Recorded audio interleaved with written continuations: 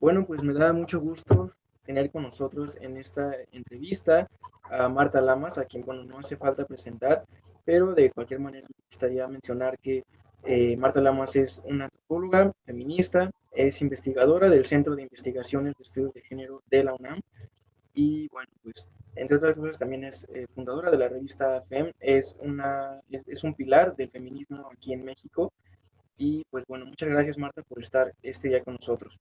Gracias, Ever, por la invitación.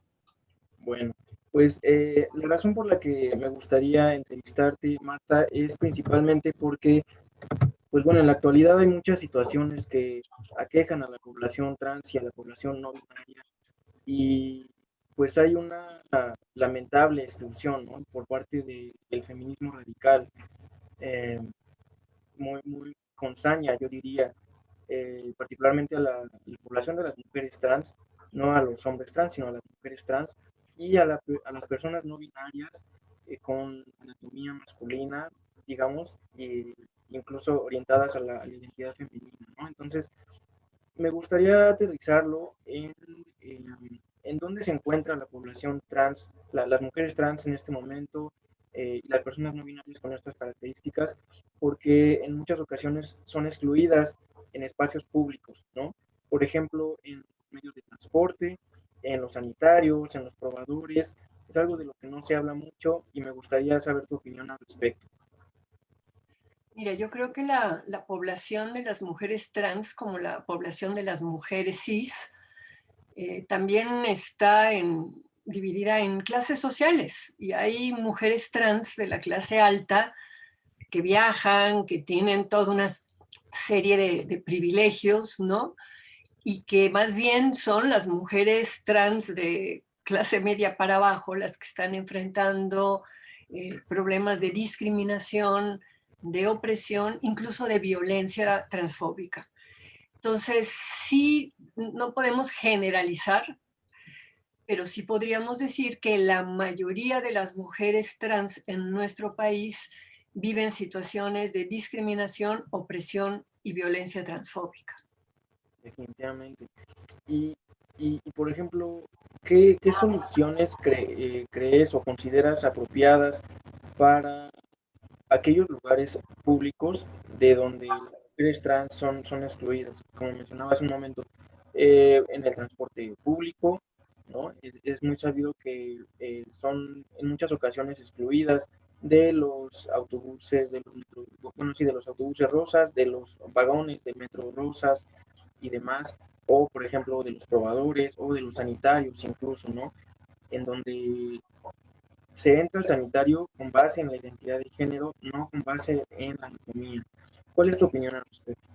Digamos, creo que la reacción entre las mujeres trans puede ser una reacción de ignorancia, una reacción en donde ciertas personas sienten amenazada su propia identidad, en donde ciertas personas las visualizan como un hombre vestido de mujer, ¿no? Y en ese sentido se sienten amenazadas de que vayan a un espacio como ellas, es un nivel, digamos, de ignorancia bastante generalizado, y es distinto del rechazo, del cual yo discrepo, que tiene un sector del feminismo que tiene una elaboración teórica para argumentar pues que si no menstruas no eres mujer, ¿no? Es decir, una confusión conceptual entre lo que es ser una hembra humana y lo que es ser una mujer en términos de identidad de género. Entonces, el fondo del asunto es la ignorancia en un caso y en el otro caso es un pensamiento extremista, radicalizado, fundamentalista, ¿no? Pero los dos, tanto la ignorancia como el extremismo, lo que están mostrando es el nivel de inseguridad sobre su propia identidad. O sea, la gente, ¿por qué reaccionan de esta manera? Porque se les mueve el piso, se les mueve el piso por razones que estas mismas personas a lo mejor no se dan cuenta, ¿no? Que pueden ser desde que se sientan erotizadas, de que sientan que en el fondo ellos también querrían ser así. Es decir, la subjetividad humana es muy amplia, Ever, como para saber que... Ahora, una política pública sí tiene que apuntar a dar un piso de conocimiento, ¿no? Entonces sí creo que en lo que son instancias del gobierno, instancias públicas como el transporte rosa o eso, debería de haber una persona, una policía bien entrenada, que cuando llegue una mujer trans, hay mujeres trans que pasan, ¿no? Sin que se note que son un macho biológico transformado en una mujer social, ¿no?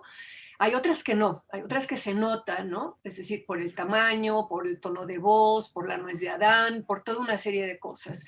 Entonces, si tú pasas y nadie se da cuenta que eres mujer trans y pasas como mujer cis, pues no tienes problema. El problema es cuando llega una mujer o muy alta o fornida o con la vestida de mujer y lo que despierta eso es inseguridad en las otras mujeres de por qué se nos está colando aquí un hombre. Entonces sí creo, digamos que la comunidad tendría que hacer una petición muy formal al gobierno de la ciudad, en el caso de la Ciudad de México, de que en estos transportes durante una temporada vaya una persona bien capacitada para que cuando llegue una mujer trans y empiece a haber una reacción, se pueda parar y decir, no, espérense, ustedes tienen que diferenciar sexo y género, ¿no? Es decir, y que haya a lo mejor algún tipo de panfleto o de algo que se le pueda repartir a la gente en donde se les explique que una cosa es el sexo determinado por las cromosomas y otra cosa es la identidad de género. Aparte, creo que habría que hacer campañas publicitarias en tiempos de gobierno, ¿no? Pero aquí hay un tema de ignorancia brutal al respecto, ¿no? Y hay miedo, ¿no? También, y bueno, y hay el caso de las TERFs, ¿no? De las feministas radicales, ¿no? Hay allí toda una posición en donde no solo es lo trans, ¿no? También están en contra de la maternidad subrogada, también están en contra del comercio sexual. Es decir, es todo un paquete de cosas que consideran que atentan contra la esencia de ser mujer. Entonces, lo que estamos, digamos, trabajando desde el Centro de Investigaciones y Estudios de Género y desde muchos otros centros es una línea de conocimiento antiesencialista, que se entienda que no hay una esencia porque tengas unos determinados cromosomas y que la identidad se construye por procesos psíquicos, ¿no? Y que hay muchas maneras de ser mujer, muchas maneras de ser hombre y muchas maneras de ser humano que no se asume ni como mujer ni como hombre. Entonces estamos en un momento cultural de mutación y de cambio, ¿no? Y siempre los cambios y las mutaciones de lo que era el lugar común y lo tradicional, pues generan violencia, generan miedo, generan discriminación. Entonces, las campañas educativas son importantes, las campañas políticas son importantes y el debate público, o sea, hablar de estas cosas. Y por eso yo agradezco la oportunidad de esta entrevista para Milenio, ¿no? En el sentido de, vamos hablando de qué es esto, ¿no? Y hasta dónde muchas veces ese miedo, que es un miedo a veces defensivo, lleva a muchas personas a una reacción muy agresiva, incluso violenta, ¿no? Como se ha visto en los últimos asesinatos de mujeres trans, ¿no? Definitivamente, y mencionaste muchísimos puntos importantes que me gustaría rescatar. Este, bueno, el primero fue que se cae una confusión muy grande entre lo que es una hembra humana, mencionabas, y también pues las diferentes definiciones, ¿no? De lo que es el sexo, lo que es el género, la identidad de género, que no se alcanza a comprender hoy en día y que eso mismo genera una discriminación preponderante en nuestros días. Y bueno, iba a comentar también que en la actualidad también se está expandiendo todavía más esta población de la no binariedad que no se identifican, como bien mencionabas, ya sea con el género masculino, bueno, con los géneros tradicionales, ¿no? O con los dos. Y entonces también llega el movimiento TERF precisamente a atacar, ¿no? Cuando se me figura un poco como lo que pasaba en la década de los 70s, cuando las mujeres lesbianas que se asumían como feministas, eran atacadas igualmente por otro grupo de feministas que decían, no, es que tú no eres mujer, no, es que tú eres un macho, que no sé qué. Algo similar siento que está pasando en la actualidad. Y yo diría que es parte de esa evolución de la que también hablabas, eh, de esa evolución social por la que estamos atravesando. Y bueno, pues finalmente se pretende que lleguemos a converger en esta comunidad, en esta misma lucha, ¿no? Y al mismo tiempo me gustaría preguntarte también, ¿tú qué opinas acerca de, dejando de lado a las mujeres trans y a las personas no binarias, de los hombres en el feminismo? Ya sea cis, ya sea que son, bueno, hombres, que se asumen como, como hombres, ¿no? ¿Qué, cuál es tu opinión al respecto de ellos? Mira, yo creo que el feminismo es, además de un movimiento político, es una posición, digamos, ideológica, ¿no? O sea, y es una crítica de la cultura. Y hay seres humanos que pueden ser varones cis, ¿no? Podemos parar un momentito, es que mi gato va a estar dando lata. A ver, Sí, no hay ningún problema. ahorita te abro. Es que él tiene aquí su balcón. La pregunta, o sea, el movimiento, el feminismo es un movimiento político y es una postura ideológica que tienes adentro de la cabeza, una manera de entender la vida, la política, ¿no? Y de criticar la cultura. Y eso lo pueden hacer seres humanos que han desarrollado esa posición, vengan en cuerpo de hombre, vengan en cuerpo de mujer o vengan en cuerpo de quimera, trans o de lo que sea.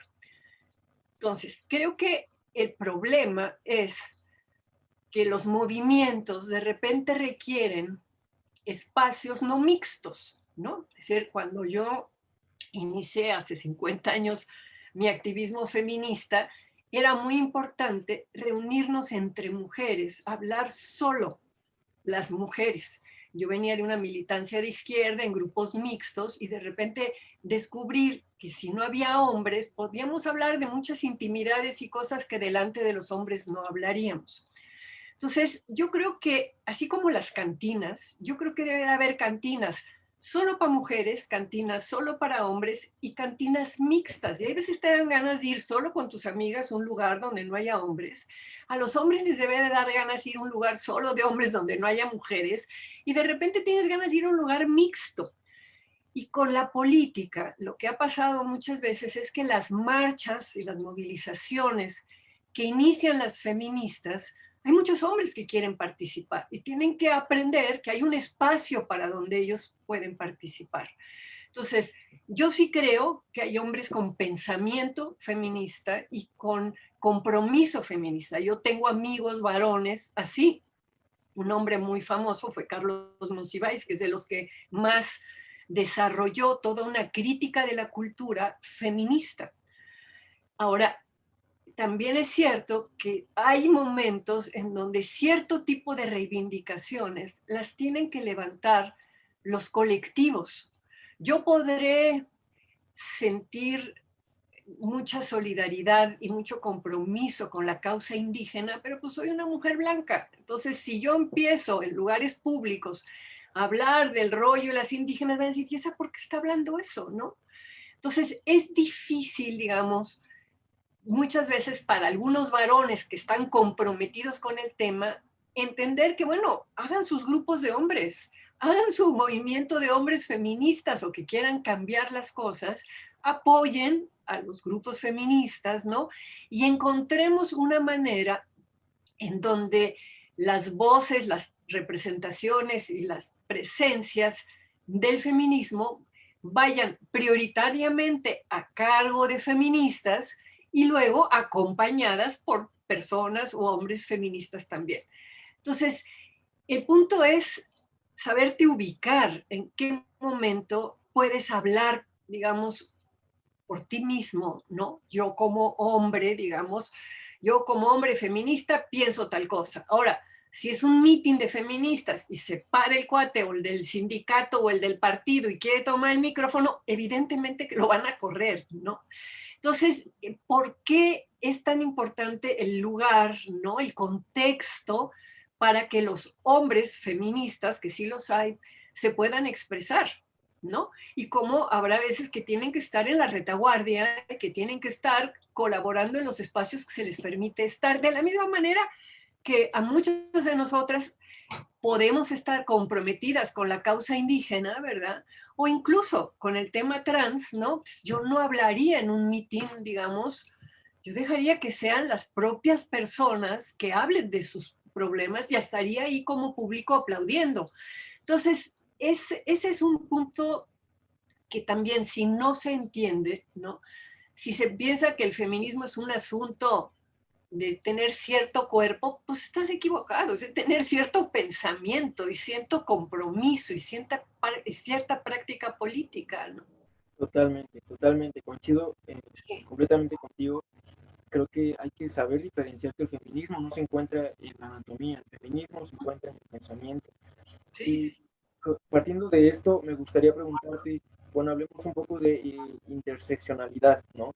Este, en el feminismo, pues se puede dirigir hacia las causas indígenas, se puede dirigir hacia cuestiones raciales, se puede también apoyar a la población trans, pero ¿qué sucede cuando esta interseccionalidad no se respeta y al contrario se coarta? En el sentido de que dicen, bueno, pues hablando del movimiento TERF, ¿no? Este, únicamente seguían sobre la biología, sobre la anatomía de las hembras, volviendo a este concepto del que hablábamos, pero no están permitiendo esta interseccionalidad porque están coartando la posibilidad de que una mujer trans o de que una persona no binaria que no se identifica como hombre, a pesar de tener la anatomía masculina, quiere ser partícipe del feminismo, ¿no? Entonces, al mismo tiempo en el que no lo están, no solo están no permitiendo su entrada, sino que están yendo contra su lucha, ¿no? Recientemente hubo en la ciudad de Puebla, en la ciudad de Toluca, aquí en Toluca, eh, eh, marchas y protestas de feministas radicales que se dedicaban eh, a presionar contra la ley de identidad de género. Ellas no quieren que se lleve a cabo esta ley de identidad de género en el Estado de México porque dicen que hay un borrado de mujeres, así lo llaman, como si la población trans no binaria pretendiera borrar a las mujeres. ¿Cuál es tu opinión al respecto? No, bueno, insisto que ese es un pensamiento equivocado, es una práctica política extremista, fundamentalista, ¿no? Digamos, yo creo que para dónde vamos, si es que el proceso democrático avanza, ¿verdad? Y no explota este planeta, ¿verdad? Es para que en un momento determinado dé lo mismo si eres hombre, si eres mujer, si eres quimera, si eres lo que sea. Eres ser humano. Y como ser humano todos tenemos los mismos derechos humanos. La sociedad nos ha dado dos modelos, el de hombre y el de mujer, y nuestros procesos de identificación han dicho, ah, pues soy hombre o soy mujer. Eso le pasa también a las personas intersexuadas, no solo a las personas transexuales. O sea, los cromosomas que te determinan biológicamente determinan a machos, a hembras y a personas intersexuadas, personas que pueden tener un ovario y un testículo, por ejemplo, que antes se llamaban hermafroditas. Estas personas cuando nacen, ¿verdad? No pueden los papás llegar al registro civil y le dicen, ¿es niño o es niña? No, pues es hermafrodita o es intersexuado. Pues eso no existe. Entonces, de la misma manera que en la biología hay más categorías de sexo aparte de macho y hembra, en el psiquismo y en la identidad hay más categorías que hombre y mujer, como están mostrando las personas no binarias, identidades disidentes, transgénero, etc. Entonces, frente a esa variedad, ¿qué pasa con el feminismo radical? El feminismo radical está yendo para atrás de lo que ha sido una de las luchas fundamentales del feminismo, que fue decir que no nos determinen nuestras oportunidades en la vida por nuestra biología. Las mujeres nos prohibían ir a la universidad, nos prohibían votar, nos prohibían muchísimas cosas por nuestra biología. Hubo todo un proceso político para demostrar que aunque tuviéramos una biología distinta de la de los hombres, de los machos considerados hombres, ¿verdad? Que éramos seres humanos, que queríamos las mismas cosas de igualdad, de ciudadanía y de derecho que los hombres. Ya que ganamos eso, ahora resulta que un grupo de feministas quiere regresar a que no, si no tienes tal biología, entonces no eres mujer. Entonces sí es un retroceso, y es un retroceso muy preocupante, porque además está fundamentado, digamos, en ignorancia y en una cosa de rabia y de coraje, como de que les están quitando algo de su identidad, sin entender que hay muchas maneras de ser mujer, muchas maneras de ser hombre, muchas maneras de ser humano. Entonces creo que sí hay que entrar en una reflexión sobre que somos todos seres humanos, de eso no hay discusión. Y que claro, hay situaciones en donde se separa a mujeres de hombres, como en los autobuses rosas o en el vagón del metro, no, porque hay una violencia hacia las mujeres. Y entonces hay que educar a las personas responsables de esos espacios para que entiendan, bueno, que una mujer trans que no pasa fácilmente como mujer cis, sí puede entrar a un baño de mujeres, porque además si entrara a un baño de hombres le iría de repente peor y viviría un nivel de violencia. Entonces, son situaciones nuevas, ¿no? Que están pasando en los últimos años en nuestro país. Hay otros países que ya lo han resuelto, ¿no? Han puesto baños neutros, ¿no? Han hecho todo otro tipo de dispositivos de funcionamiento. Pero entonces sí hay que hablar de estas cosas, discutir, ¿no? Y preguntarles a estas feministas por qué se sienten tan afectadas o tan amenazadas. O sea, nadie les quita que son hembras o que son mujeres cis. Hay mujeres cis y hay mujeres trans. ¿Cuál es la bronca? Y puede que en un futuro haya otra cosa nueva, ¿no? Entonces, es decir, lo interesante es qué tipo de sociedad queremos construir, ¿no? Una sociedad en donde todos tengamos, todas las personas tengamos los mismos derechos, ¿no? Y que cada quien haga de su culo un papalote y lo que se le antoje sexualmente, laboralmente, etcétera. Si tú tuviste un mismo piso de salida de oportunidades, ¿no? Pues luego cada quien buscará su camino. Entonces, sí es un tema muy complicado. Estamos en un momento de transición.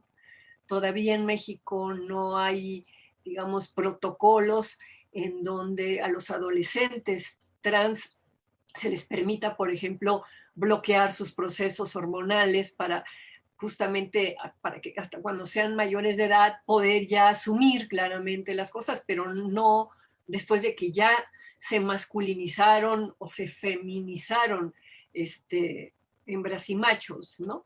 Sí. Entonces, sí, me parece muy importante que se trate el tema y bueno, es una pena. Ahora, con los grupos fundamentalistas es muy difícil dialogar.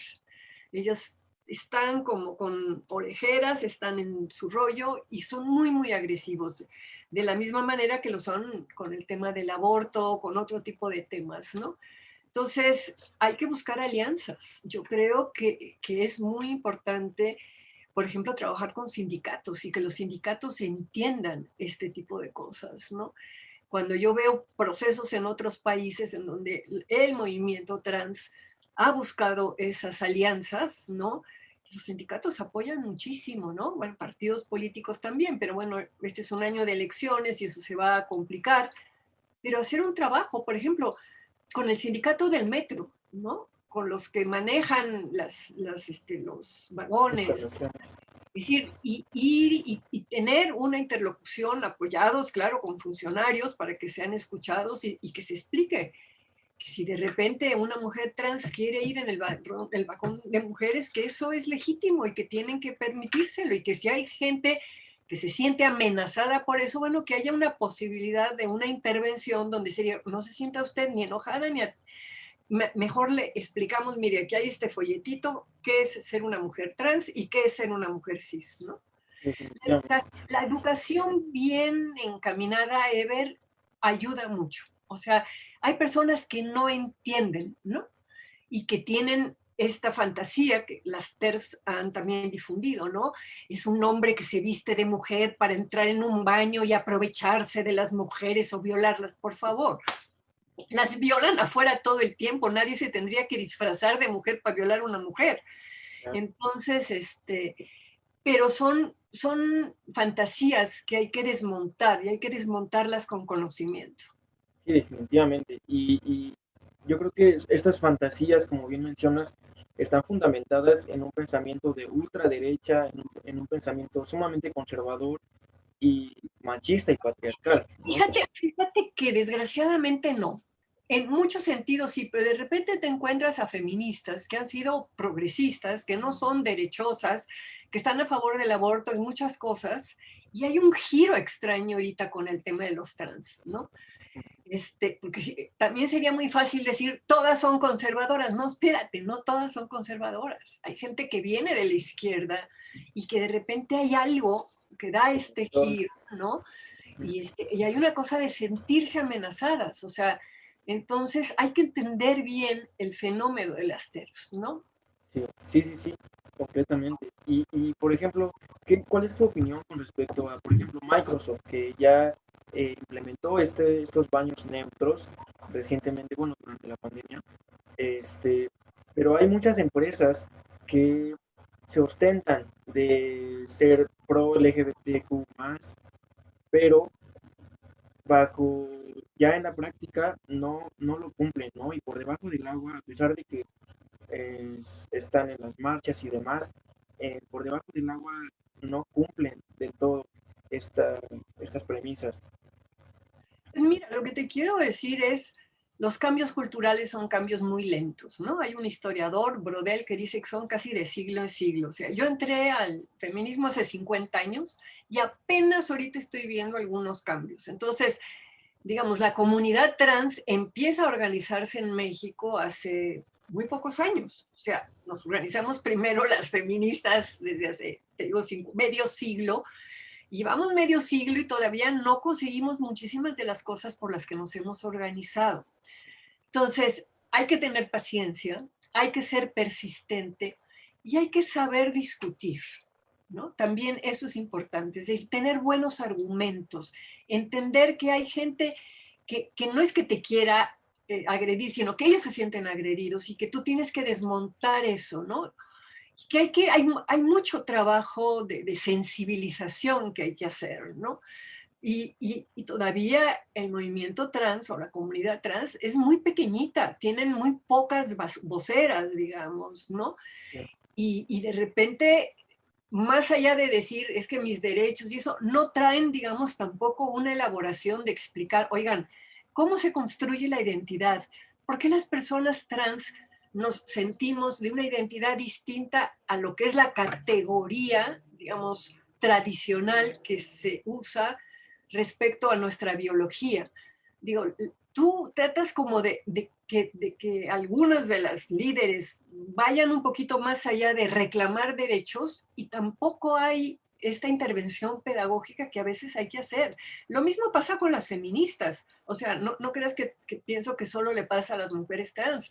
Hay feministas que las sacas de decir es que queremos esto, queremos esto, y cuando les preguntas un poquito más allá, no hay una elaboración, ¿no? Y yo pienso que para hacer política, pues también tienes que tener ciertas argumentaciones que convenzan, ¿no? Y si tienes que entender quiénes son tus adversarios. Hay enemigos a los que ni vale la pena convencer o tratar. Es decir, yo no voy a tratar de convencer a los obispos, por ejemplo, pero yo sí trataría de convencer a los líderes sindicales, porque además muchos líderes sindicales ya de repente en su familia hay un chico gay o una chica lesbiana, ya saben de alguien trans y están inquietos y no tienen, digamos, una información, ¿no? Los medios de comunicación suelen estar copados, no estamos teniendo programas educativos sobre esto. Bueno, ahora Canal 14 sí los está teniendo, pero digamos, hay necesidad de una información sólida, bien argumentada, que haga que la gente no se sienta amenazada, porque las reacciones agresivas son muchas veces porque se sienten amenazados. O sea, si ese macho biológico que ahora se siente mujer y se viste como mujer, se lo va a tomar como mujer, entonces ¿yo qué? ¿Yo qué soy? ¿No? Hay toda una crisis también identitaria en las personas cis que se sienten asustadas con estos cambios culturales. Estamos en una mutación cultural muy fuerte como civilización, ¿no? Y eso da miedo, da más tranquilidad aferrarte a papá, mamá, hijito, hombre, mujer, o sea, las cosas de toda la vida tradicionales, la gente, por eso se dice que son conservadores, quieren conservarlas. Da mucho miedo abrirse a nuevas identidades, a nuevas relaciones, a nuevas cosas. Claro, claro, y como mencionabas también al inicio, ¿no? A lo mejor sienten temor por sentirse atraídos hacia una mujer trans, por ejemplo, Claro. y bueno, un problema muy fuerte con base en lo que, bueno, siguiendo la línea del discurso que estabas mencionando, eh, pues que hace falta una solidificación, digamos, en materia de fundamentos que puedan llevar a una decisión concreta legalmente, ¿no? Para promover estos derechos humanos que nos corresponden. Y el problema, yo diría también que se agrava, ¿verdad? Cuando las feministas radicales pues llegan a atacar en lugar de apoyar, o a lo mejor si no están de acuerdo con la población trans, pues no atacarlas, ¿no? Sino simplemente, ok, no estoy de acuerdo, pero ellas tienen su propia lucha y las voy a respetar. Claro, pero de nuevo estás pensando en cómo deberían de reaccionar ellas. No, mi pregunta es a la comunidad trans. ¿Ha hecho un folleto sobre por qué las mujeres trans deben de poder entrar en el transporte público? O sea, ¿se han sentado a trabajar digo, porque hay personas trans súper creativas que dibujan muy bien, que se podría hacer una como historieta, ¿no? Es decir, ustedes lo que pueden es cambiarse a sí mismos, no pueden cambiar ni a las feministas TERF ni a las otras, ¿no? O sea, lo que aprendimos las feministas hace unos años fue que nosotras teníamos que educar a la población, que nosotros teníamos que educar a los periodistas, que si ya no queríamos que un periodista dijera, ¿estás a favor o en contra del aborto?, sino que preguntara, ¿quién debe tomar la decisión del aborto? Teníamos que hacer talleres con periodistas, invitarlos, discutir con ellos y irles cambiando el chip. Yo no veo que la comunidad esté haciendo eso.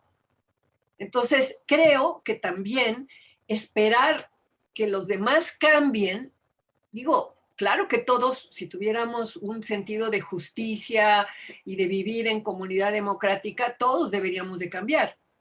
Pero siendo realista, pues la gente no cambia tan fácilmente, a menos que los empujes, ¿no? Y una manera de empujarlos es decir, esta explicación, ¿qué es una mujer trans? ¿Por qué una mujer trans va a un vagón de mujeres? Porque sabe que además, si va a un vagón de los otros, la van a agredir igual que agreden a las mujeres. Esa explicación yo no la he escuchado de ninguna mujer trans, ni he visto ningún folleto ni nada. Entonces, hay un tema organizativo muy importante que tienen que empezar. El movimiento lleva muy poco tiempo, digamos, la comunidad apenas, digamos, acaban desde hace unos años de empezar a salir y a plantear una serie de cosas.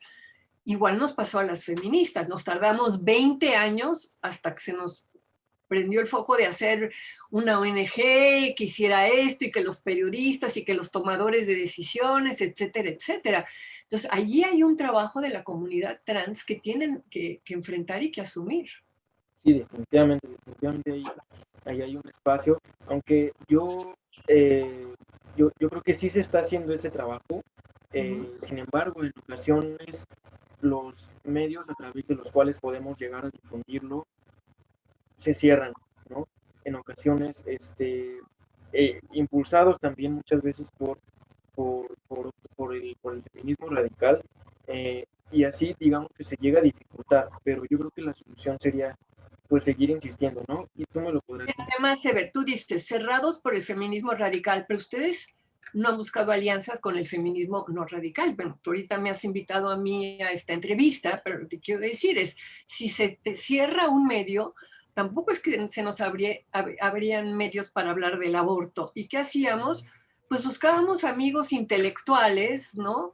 que tenían entrada y nos colaban. Ustedes en la comunidad, hay gente alrededor que los apoyaría, ¿no? Tienen que tener una estrategia, tienen que hacer su mapa de actores, de quiénes son aliados, quiénes son adversarios, y quiénes ni vale la pena gastar el tiempo con ellos, ¿no? Que en mi caso son los obispos, ¿no? Para nada. Pero hay intelectuales a los que se les puede pedir que entiendan el asunto, pero les tienen que dar argumentos, un rollo escrito, invitarlos a un conversatorio, o sea, tienen que hacer estrategias organizativas. Sí, y qué bueno que lo mencionas, porque precisamente sí, ese es el espacio en donde se nos están abriendo oportunidades. Ese grupo feminista que sí está abierta al diálogo, porque hay que decir que no toda, que no toda persona feminista es radical, como bien mencionabas. Claro. Es solamente un sector, el feminismo radical, pero hay un bagaje mucho más amplio, aparte de estas personas, ¿no? Y esas personas sí nos apoyan, sí están dispuestas a abrirse y a difundirlo, ¿no? Eso creo que es lo más importante. Pues bueno, para cerrar esta entrevista, no sé si quisieras agregar algo para concluir. Bueno, yo creo lo que les dije, creo que es una causa justa, creo que hay mucho trabajo pedagógico que hacer y muchas intervenciones públicas. Creo que sí tienen que desarrollar una red de aliados y de aliadas, ¿no? Y hay espacios en donde el tema es importante. Digo, en la UNAM hay ya investigadoras trans, ¿no? Está Shivón Guerrero, por ejemplo, ¿no? Que me parece que es una súper aliada porque además tiene un discurso impecable, ¿no? Y que pueden ustedes pedirle que los acompañe, ¿no? Pero sí creo que el pensar políticamente dónde pueden buscar aliados, ¿no? Y qué tipo de aliados deberían de tener. Yo creo que tienen que ir con las autoridades del metro, por ejemplo, ¿no? Pedir una cita, que las acompañe Shivón, ¿no? Y que se explique por qué las mujeres trans tienen que ir en los vagones de mujeres y que tienen que poner ahí a alguien y que hacer a lo mejor como folleto o lo que sea, ¿no? Y la gente viaja todos los días en el metro y en algún momento les va a tocar algo. Y así también se va a ir aprendiendo. Entonces les deseo mucha suerte, mucha Muchas suerte, pero pues hay que diversificar las formas de protesta y encauzarlas en acciones muy aterrizadas. Efectivamente. Y bueno, también qué bueno que mencionaste a Carlos Monsiváis, ¿no? Con este libro maravilloso que lograron reunir tú junto a Blanco Peralta, ¿no? Que salió justo un poco después de su muerte, que se abra esa puerta. Es un libro maravilloso, una compilación de textos que él estuvo publicando en Debate Feminista, la revista que Sí. hablaste, y pues nada, ¿no? Agradecerte enormemente por aceptar esta entrevista, ha sido un gusto y pues lo más importante que es difundir esta información que es tan necesaria, y pues bueno, te agradezco enormemente y nos vemos, espero pronto. Bueno, muy bien, Ever. Nos vemos entonces. Voy a parar la conclusión. Sí.